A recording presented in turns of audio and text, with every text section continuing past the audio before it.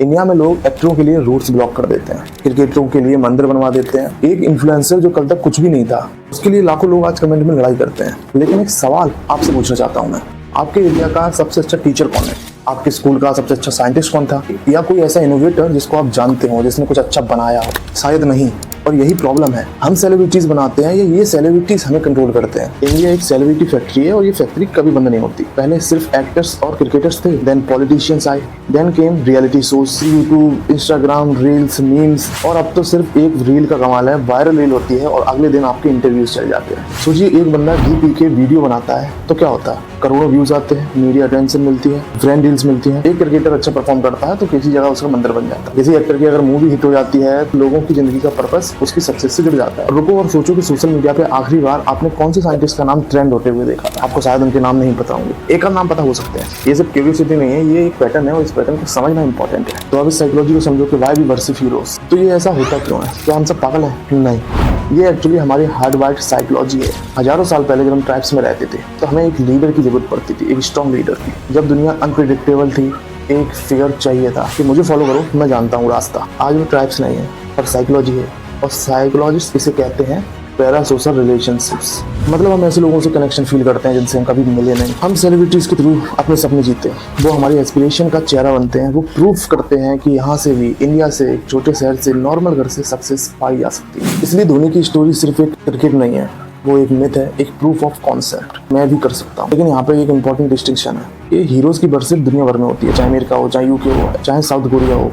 पर इंडिया में इसको एक अलग डायमेंशन मिलती है। हम सिर्फ एडमायर नहीं कर रहे होते हैं, हम सरेंडर कर चुके होते हैं। एंड इसमें फर्क है, बहुत बड़ा फर्क है। जब एडमिरेशन बर्थ बन जाता है तो वो टॉक्सिक बन जाता है। ट्विटर पे फैन वॉर्स देखो आप, लोग एक दूसरे को गालियां देने में लगे हुए हैं। वो बंदा कंफर्टेबली अपने घर पे बैठा है और ये लोग यहाँ पे लड़ने में लगे हुए हैं और मेंटली एग्जॉस्ट होने में लगे हुए हैं। इन्फ्लुएंसर्स बिना किसी अकाउंटेबिलिटी के रोल मॉडल्स बन जाते हैं। एक बच्चा उन्हें देखकर ही खाता है, पहनता है, सोचता है, और वो सिर्फ एक ब्रांड डील कर रहा है। पॉलिटिक्स में भी यही होता है, हम अपने नेताओं को इतना आइडियलाइज कर देते हैं कि उनके किसी भी डिसीजन को एक्सेप्ट कर लेते हैं। क्रिटिसिज्म आते ही हम डिफेंसिव हो जाते हैं, जैसे उनकी कोई भी बात करना हमारा पर्सनल इंसल्ट हो। कभी आपने किसी फैन आर्गुमेंट में घंटे लगा दिए उसको डिफेंड करने में, जो कभी आपसे मिला भी नहीं है, तो ये वाला पार्ट आपके लिए। जब एक सोसाइटी फेसेस को ज्यादा फॉलो करने लगी वैल्यूज से, तो वो धीरे धीरे अपनी सोचने की ताकत खत्म कर देती है। और यही सबसे डेंजरस शिफ्ट है।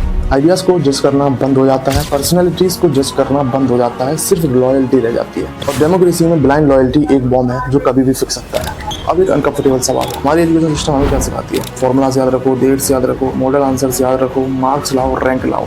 लेकिन कोई नहीं सिखाता सवाल पूछो, चैलेंज करो, वेरीफाई करो जो तुम्हें बताया जा रहा है, क्रिटिकली सोचो। फिर जब वही बच्चा ग्रो अप करता है तो वो क्या करता है? वो वही करता है जो स्कूल ने सिखाया है। किसी एक फिगर को देखो, उसके बारे में सब इन्फॉर्मेशन एब्जॉर्ब करो और फिर ब्लाइंडली फॉलो करो। और हम एक ऐसी जनरेशन को प्रोड्यूस कर रहे हैं जो मेमोराइज करना तो जानती है लेकिन क्वेश्चन करना नहीं जानती, और यही सेलिब्रिटी वर्शिप का फ्यूल है। इंडिया ने इन्फॉर्मेशन रिकॉल करना तो सिखाया लेकिन विजडम डेवलप करना नहीं, और यही गैप सेलिब्रिटी वर्शिप ने फिल कर दिया। Then Instagram, YouTube, reels, short and celebrity का टर्न अराउंड टाइम 3 साल से 3 दिन हो गया। एल्गोरिथम सिखाता है एक सिंपल ट्रुथ, जो कंटेंट अटेंशन पकड़े वो प्रमोट होगा। और अटेंशन क्या पकड़ती है? Drama, controversy, personality, emotion, stories, real ideas. जो लोग मोस्ट एंटरटेनिंग हैं वो फेमस तो हो जाते हैं। फेम से इन्फ्लुएंस आता है और इन्फ्लुएंस से पावर आती है। आज अटेंशन नया करेंसी है और सेलिब्रिटीज उसके मालिक हैं। जेन ज़ी के लिए और भी इंटेंस है क्योंकि तुम उस टाइम पे पैदा हुए हो जहाँ इन्फ्लुएंसर्स तेरे दोस्त हैं। सुबह से शाम वो तुम्हारे रूम में ही आते हैं फोन के जरिए। सोचना लास्ट टाइम कितना टाइम अपने एस्पिरेशन के लिए दिया और कितना टाइम किसी और की लाइफ को कंज्यूम करने के लिए गुजारा। नाउ अब बात करते हैं नेशन की।